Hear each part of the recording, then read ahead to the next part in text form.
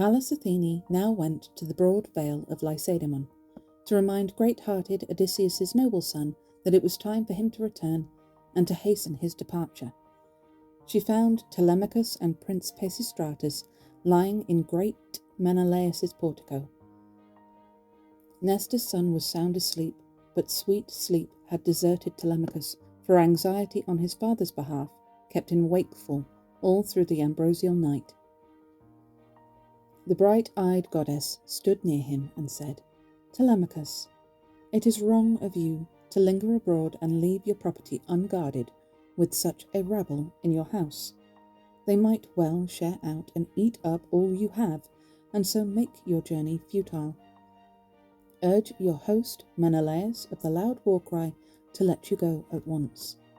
If you wish to find your noble mother still in the palace, for her father and brothers are already pressing her to marry Eurymachus, who outdoes all the rest of her suitors in his gifts to her and keeps offering larger and larger marriage settlements.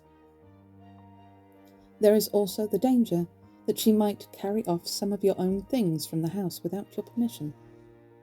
You know what a woman's disposition is. Probably he doesn't. She likes to bring riches to the house of the man who is marrying her, but never remembers or asks about the dead husband she once loved, or the children she bore him. Yeah, I think Penelope would.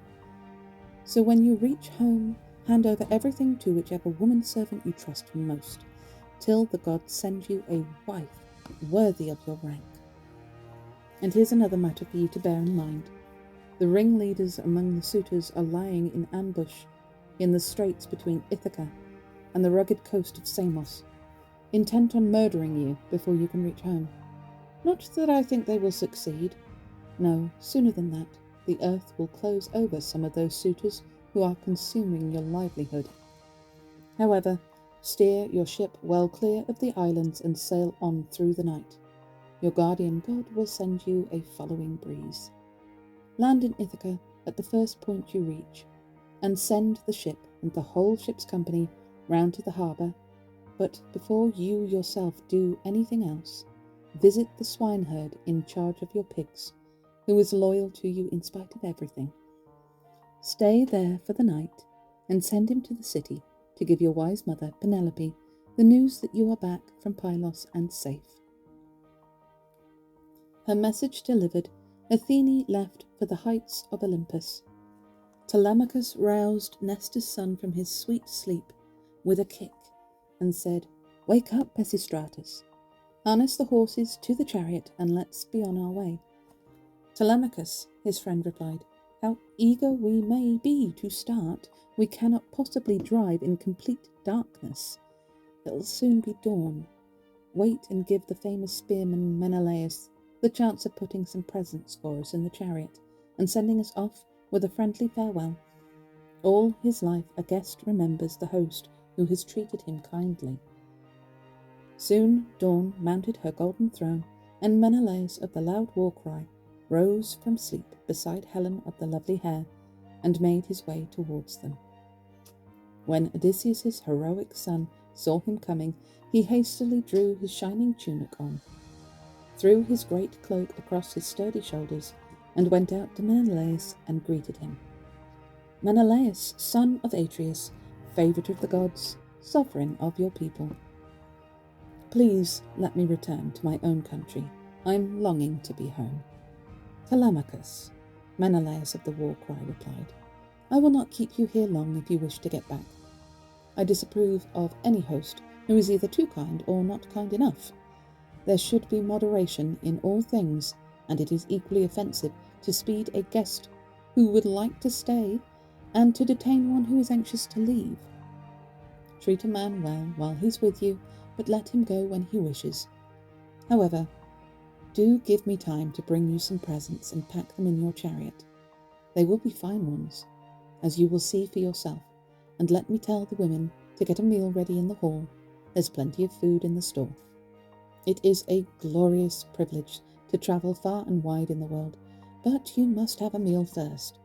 Perhaps you would like to make a tour through Hellas and the Argive country? in which case I would provide the chariot and horses and serve as your guide to the various cities. Nobody would send us away empty-handed. We can count on each of our hosts for at least one gift, a bronze tripod or a cauldron, a pair of mules or a golden cup. Menelaus, son of Atreus, favourite of the gods, sovereign of your people, the sensible Telemachus answered, I really am anxious to return at once to my own home, for when I set out I left no one in charge of my property. In the search for my godlike father I don't want to lose my life, nor do I want to lose any valuable heirlooms from my house. When Menelaus of the loud war cry heard this, he at once told his wife and the servants to prepare a meal in the hall from the plentiful supplies in the palace. At this moment, Boethus' son, Eteoneus, who lived nearby and had just got up, arrived and was told by Menelaus to light the fire and roast some meat. Eteoneus obeyed his instructions, while Menelaus, in company with Helen and Mecapenthes, went down to the aromatic storeroom. When they had reached the place where the treasures were kept, Menelaus picked out a two-handled cup and told his son Megapenthes to collect a silver mixing bowl. Helen meanwhile went to the chests, which contained her elaborately woven dresses, the work of her own hands, and from them, great lady that she was, she lifted out the longest and most richly decorated robe, which had lain underneath all the rest, and now glittered like a star. They then made their way through the house and found Telemachus. It is my earnest hope, Telemachus, said auburn-haired Menelaus, that Zeus the Thunderer and husband of Hera will make your homecoming all that you desire. By way of presents, you shall have the most beautiful and most precious of the treasures that my palace holds. I am giving you a mixing bowl of wrought metal. It is solid silver, with a rim of gold, and was made by Hephaestus himself. I had it from the king of Sidon, the lord Phaedimus, when I stayed with him on my journey home, and now I wish it to be yours. The hero Menelaus then handed him the two-handled cup, while his valiant son Megapenthes brought forward the shining silver bowl he had been carrying and set it before him. Helen of the lovely cheeks stood by with the robe in her hands and said, Look, dear child, I too have a gift for you here, a keepsake from Helen, made by her own hands. It is for your bride to wear when the longed-for day of your wedding arrives. Till then, let it be kept in your mother's room. And now I wish you a joyful return to your own country and your fine house. With that, Helen handed the robe to Telemachus, who accepted it joyfully. I just called her a hoe. The heroic Pisistratus took charge of the gifts and admired them as he stowed them in a basket in the chariot. Auburn-haired Menelaus then led the way into the house, and they sat down on chairs and seats. A maid brought out water in a fine golden jug and poured it out over a silver basin for them to rinse their hands. Next, she drew a polished table to their side, and the faithful housekeeper brought some bread and set it by them with a choice of delicacies, helping them liberally to all she could offer. Eteoneus was there to carve and serve the meat, while the great Menelaus' son poured out their wine, and so they helped themselves to the food spread before them. When they had satisfied their hunger and thirst, Telemachus and Nestor's noble son yoked their horses, mounted their gaily painted chariot, and drove out by the gateway and its echoing portico. Auburn-haired Menelaus, Atreus' son, followed them out with a golden cup of mellow wine in his right hand to enable his guests to make a drink offering before they left. He went up to their chariot and raised the cup to them. Goodbye, my young friends, he said, and give King Nestor, shepherd of his people, my respects. He was like a kind father to me when we were fighting at Troy. Menelaus, favourite of Zeus, the thoughtful Telemachus replied, We will certainly give him your message when we arrive. I only wish I could find Odysseus at home when I reach Ithaca, and tell him how I have met with nothing but kindness at your hands during my stay, and have come away laden with precious gifts." As he spoke, a bird came flying from the right.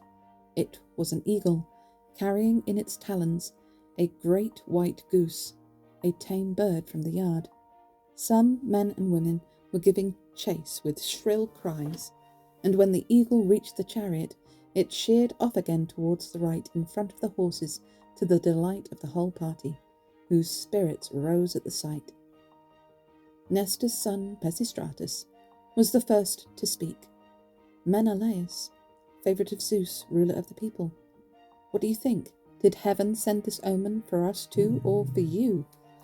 Menelaus, dear to Ares, considered carefully how to pronounce correctly on the matter, but his long-robed wife forestalled him.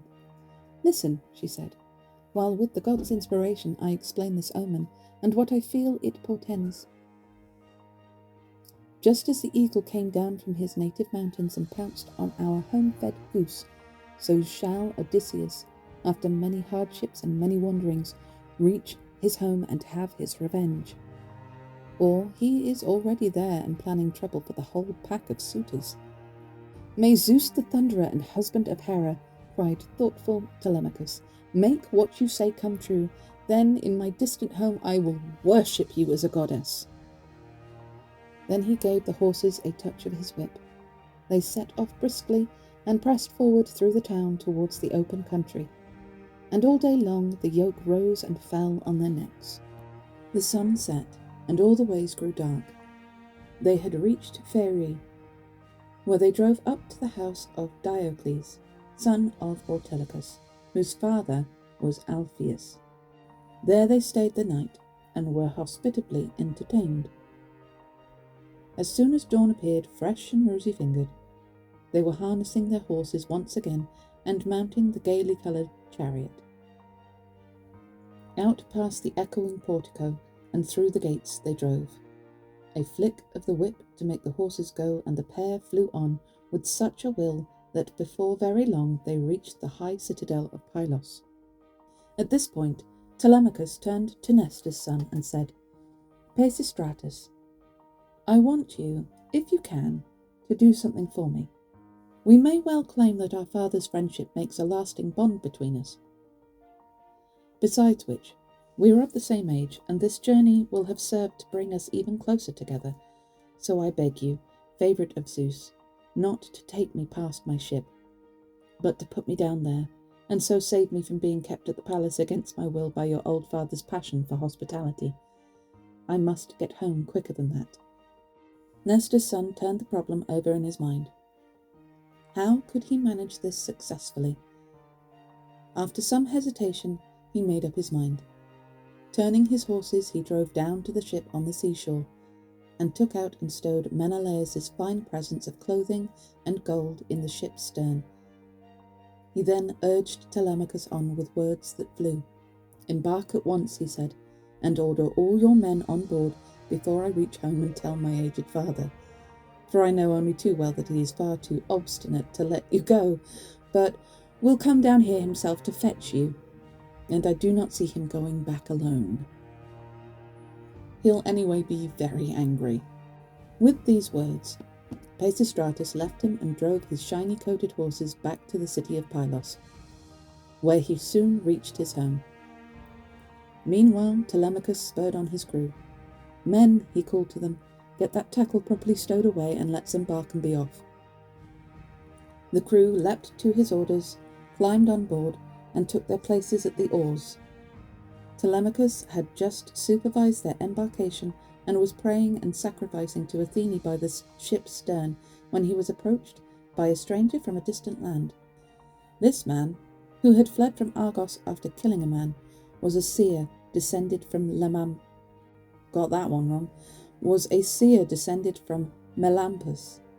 Melampus had at one time lived in Pylos, the land of sheep, and been known among his fellow citizens as a wealthy man with a magnificent house. But a time came when he had to flee the country and go abroad to escape from the great king Neleus, the Magnificent. Nellius.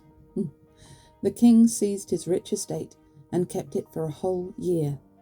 All this time, Melampus was a wretched prisoner in the castle of Phylacus, suffering untold miseries for Neleus's daughter's sake, from the fit of madness into which the avenging Furies cast him.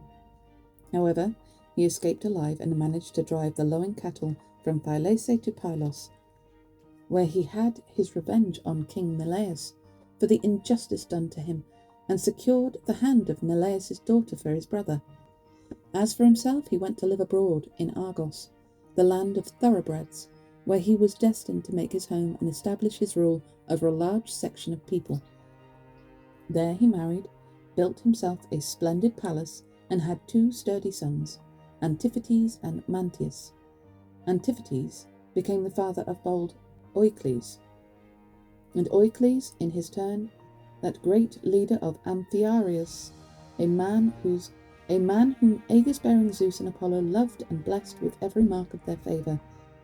Even so, he never trod the path of old age, but fell at Thebes, the victim of a woman's avarice, leaving 2 sons, Alcmaeon and Amphilochus.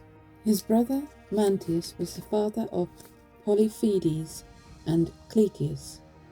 Cleitius, who was such a beautiful youth that Dawn of the Golden Throne carried him off to live with the immortals, and the great-hearted Polyphetes, who was made a seer by Apollo, and after Amphiaraus' death succeeded him as the most famous prophet of his age.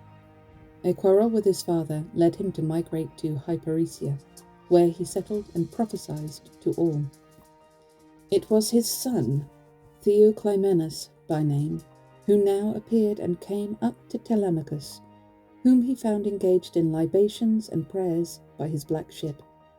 "Friend," he said to him with winged words, "since I find you sacrificing here, I beg you by your sacrifice and the god you are honouring, and again by your own life, and the lives of these companions who are with you, to be open with me and tell me the truth. Who are you, and where do you come from? What is your town, and who are your people?" "Stranger," answered the sensible Telemachus, "I will tell you all honestly. Ithaca is my native place, and my father is Odysseus, or was Odysseus, if he ever existed. But he has long since met with some unhappy end. That is what brings me here with my ship and crew. I am trying to find out what has happened to my long-lost father." "Like you," said the noble Theoclymenus, "I have left my country. I killed a man of my own blood, and the plains of Argos are full of his brothers and kinsmen who formed the most powerful family in the land. It was to avoid death and dark fate at their hands that I ran away. It is my destiny to be a wanderer on the face of the earth. Please take me on board. I seek sanctuary with you. Don't let them kill me. I think they are on my track." "I shall certainly not bar you from my good ship, if you wish to sail with us," said the thoughtful Telemachus. "Come along then, and in Ithaca you shall be welcome to such hospitality as we can offer." With these words he took Theoclymenus' bronze spear and laid it on the curved ship's deck. Then he stepped on board the sea-going vessel himself, sat down in the stern, and gave Theoclymenus a place beside him. The hawsers were cast off, and Telemachus called to the crew to rig the ship. They obeyed with a will, hauled up the pine mast, stepped it in its hollow box, made it fast with forestays, and hoisted the white sail with plaited leather ropes. And Athene of the gleaming eyes sent a following wind through a clear sky to speed them on from astern, so that their ship might most speedily complete her journey across the salt sea. Thus they sailed past Crouni and Chalcis with its lovely streams. The sun set, and all the ways grew dark. They made for Philce, still wafted on by a wind from Zeus, and then sailed past the good land of Elis, where the Epeians rule. After which Telemachus set a course for the Pointed Isles, wondering whether he would get through alive or be caught. In the hut, Odysseus and the honest swineherd, with the farm hands for company, were having their supper. When they had eaten and drunk their fill, Odysseus sounded Eumaeus out to discover whether he would continue his hospitality and invite him to stay at the farm, or send him to the city. "Listen to me," he said, "Eumaeus, and all of you. I intend to leave you in the morning and go down to the town to beg, so as not to be a burden to you and your men. But give me advice in the company of a trustworthy guide to show me the way. Once there, necessity will force me to wander about the town on my own in the hope that someone will give me a cup of water and a crust of bread. I would also like to go to godlike Odysseus's palace and deliver my news to his wise queen Penelope, and mingle with those high and mighty suitors you speak of. They have such an abundance of good things that they might well spare me a meal. I should be ready to make a good job of whatever work they wanted done, for I tell you, and mark my words, that by favour of Hermes the messenger, who gives grace and dignity to every kind of common labour, there's not a man to touch me at servant's work, at laying a fire properly, at splitting dry logs, as a carver, a cook, a wine steward, in short, at anything that humble folk do by way of serving their betters. And then you, Eumaeus the swineherd, were most indignant and said, "Oh, no, my friend, what on earth put such a scheme into your head? You will simply be courting sudden death if you insist on becoming involved with a set of men whose aggressiveness and violence reach as high as the iron heavens. Their servants are not at all your kind. They are young fellows with smart tunics and cloaks, their hair and handsome faces always gleaming with oil. That is the kind that wait on them, at polished tables groaning under their load of bread and meat and wine. No, stay with me, where nobody finds you a nuisance. I certainly don't, nor do any of my men here, and when Odysseus' son arrives, he'll fit you out in a cloak and tunic, and send you on wherever you would like to go." "Eumaeus," replied the patient good Odysseus, "may Father Zeus look on you as kindly as I do, for putting an end to the pain and misery of wandering. Surely to be a vagrant is the worst possible fate, yet men will bear such miseries because of their wretched stomachs. However, since you press me to stay and wait for the prince's arrival, tell me about godlike Odysseus's mother and his father, whom he left on the threshold of old age when he went abroad. Are they still in the land of the living, or are they dead by now in the halls of Hades?" "You know they're not dead. You've been to Hades." "My friend," said the master swineherd, "I will tell you all. Laertes is still alive, but every day he prays to Zeus that death may visit his house and release the spirit from his flesh, for he grieves inconsolably for his lost son, and for that wise and gentle lady, his wife, whose death was the heaviest blow he has suffered, and left him an old man before his time. As for her, it was pining for her glorious son that brought her to the grave. A tragic death. I hope no one whom I love or who has been kind to me here in Ithaca meets such an end. As long as the unhappy lady was still alive, I always liked to ask after her and hear the news, for it was she who brought me up, together with her daughter, the lovely... how do you pronounce that? Ctimene. The lovely Ctimene, her youngest child. Yes, we were brought up together, and her mother treated me almost as her daughter's equal. But when we two young things had reached our youthful prime, that happy time, they married her off to someone in Same, and what a price he paid them! As for me, her mother fitted me out in a fine cloak and tunic, with a new pair of sandals on my feet, and sent me off to work on the farm, but she always kept a tender place for me in her heart. Ah, I have long missed kindness such as hers.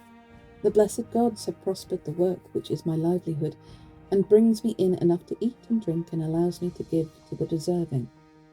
But from my mistress, the wise Penelope, there's never a gentle word to be had, nor a kind deed either, ever since the house fell on evil days with the coming of these vicious men. Yet servants do miss it dreadfully when they can't talk face to face with their mistress, and find out all the news, and have some food and a drink, and take back a little something to the farm as well. That is the sort of thing that always warms a servant's heart." "You surprise me," said Odysseus. You must have been quite a little fellow, Eumaeus, when you were exiled all that way from your parents and your home. Won't you tell me what happened? Was it sacked, the city of broad streets where your mother and father lived? Or did some band of raiders capture you as you tended your sheep and cattle alone, and bring you by ship to the palace here, and get a good price from your master? My friend, replied that prince among swineherds, you have asked for my story. Very well, listen quietly and enjoy the tale as you sit here and drink your wine. These nights are very long. They give one time to listen and be entertained as well as time to sleep.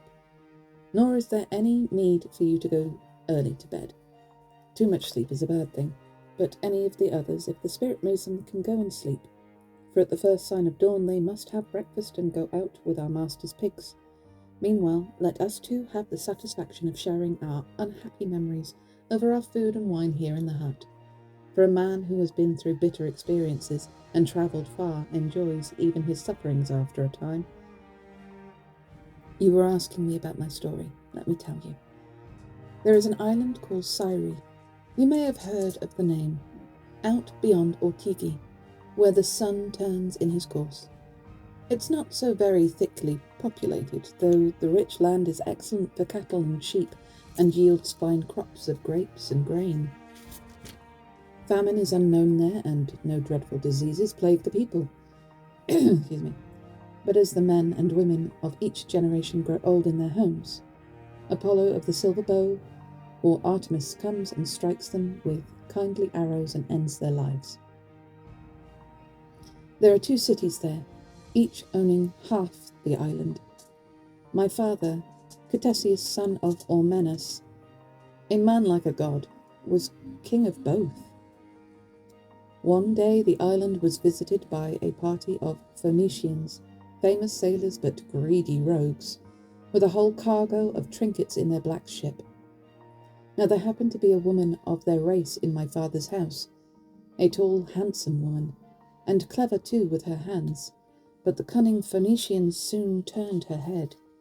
One of them began it by making approaches to her when she was washing clothes, and seducing her by the ship's hull. And there's nothing like love to lead a woman astray, even a virtuous one.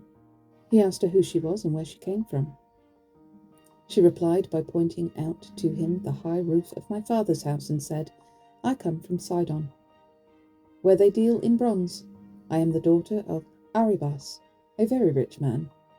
But some Taphian pirates carried me off as I was coming in from the country, brought me here to this man's house and sold me. He gave a good price for me too. And how would you like, said her seducer, to come home again with us and to see the high roof of your own house, and your parents in it? For I tell you, they are still alive and are known to be well-to-do.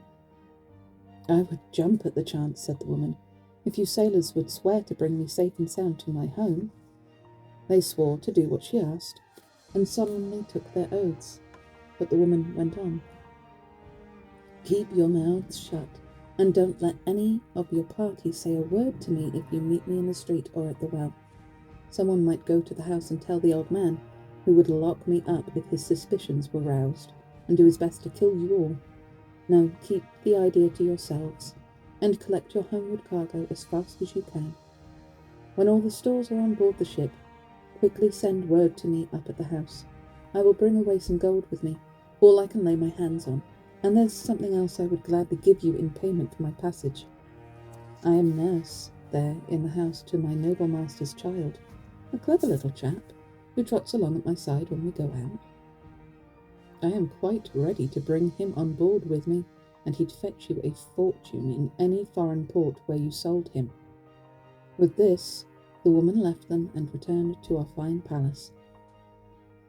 The traders stayed with us for a whole year, during which they had acquired by barter a vast store of goods. When the hollow ship was full and ready to sail, they sent up a messenger to pass the word to the woman. The cunning rascal came to my father's house with a golden necklace strung with amber beads. While my mother and the women servants in the house were handling the necklace and agreeing a price, and all eyes were fixed upon it, he quickly nodded to my nurse and, after this signal, slipped away to the ship. The woman took me by the hand and led me out through the door. And there in the entrance hall she noticed the wine cups and tables that had been used for a banquet given to my father's counsellors.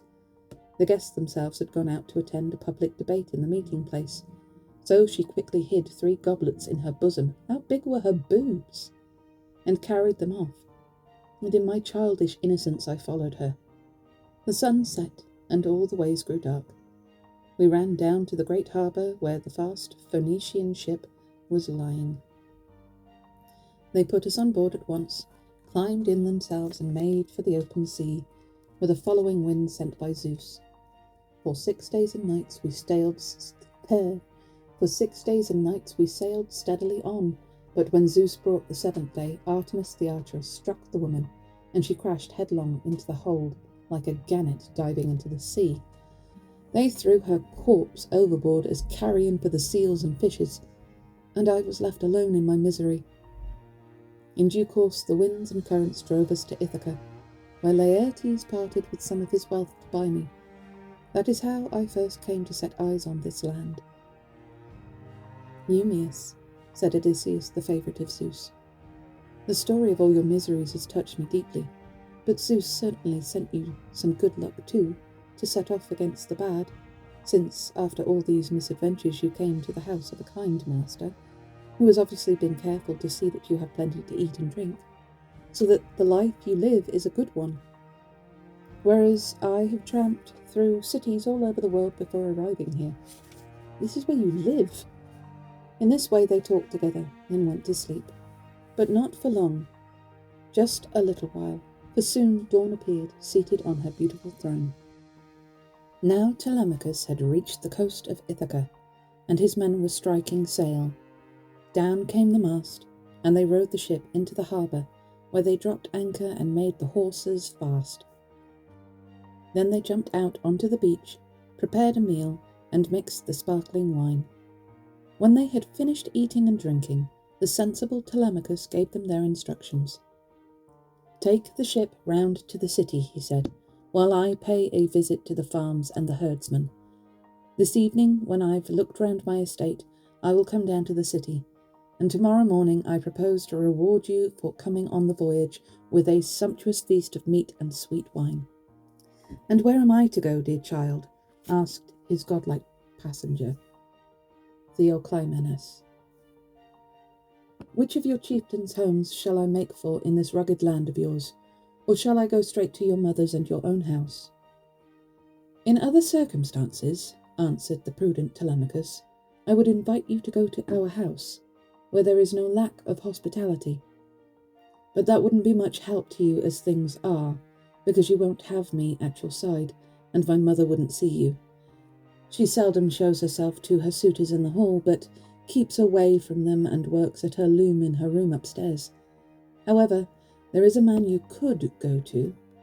I'll give you his name: Eurymachus, the distinguished son of a wise father, Polybus, who at the moment is my countryman's idol. He is certainly the leading man there, as well as the keenest bidder for my mother's hand, and for my father's rights. But as to that, Olympian Zeus in his heaven is the only one who knows whether or not he will bring the day of doom on them before it comes to weddings." As he spoke, a bird flew by on his right. It was a hawk, Apollo's winged herald, holding a dove in its talons, from which it plucked out feathers that scattered down to earth halfway between the ship and Telemachus himself. Theoclymenus beckoned him away from his men, seized his hand, and said, "Telemachus, it was by a god's will that this bird flew past on your right. Directly I set eyes on it, I knew it for a bird of omen. In all Ithaca there is no more royal house than yours. Yours is the power for all time." "My friend," said the thoughtful Telemachus, "may what you say prove true. If it does, you will soon receive from me such friendship and generosity that anyone who meets you will call you a fortunate man." Then he turned to his loyal friend Piraeus and said, "Piraeus, son of Clytius, of all who joined me on this journey to Pylos, You have always been the most ready to fall in with my wishes. Will you now take charge of this guest of ours, and treat him with every kindness and attention in your own house till I come back?" "Yes," the great spearman Piraeus said. Or is it Piraeus? I think it's Piraeus. "Yes," the great spearman Piraeus replied. "Even if you stay here a long time, Telemachus, I will look after him. He shall not lack hospitality." Piraeus then went on board the ship and ordered the rest to embark and cast off the horses. They quickly got in and took their seats by the oars. Meanwhile, Telemachus fastened his elegant sandals on his feet, picked up his powerful bronze-pointed spear from the ship's deck. The men untied the cables, thrust her off, and rowed for the city, as ordered by Telemachus, the dear son of godlike Odysseus. But Telemachus set out on foot, and walked at a good pace till he reached the yard where his large droves of pigs were kept, and where the swineherd slept among them, loyal heart, faithful servant of his master's. Ooh, he's going to see his daddy!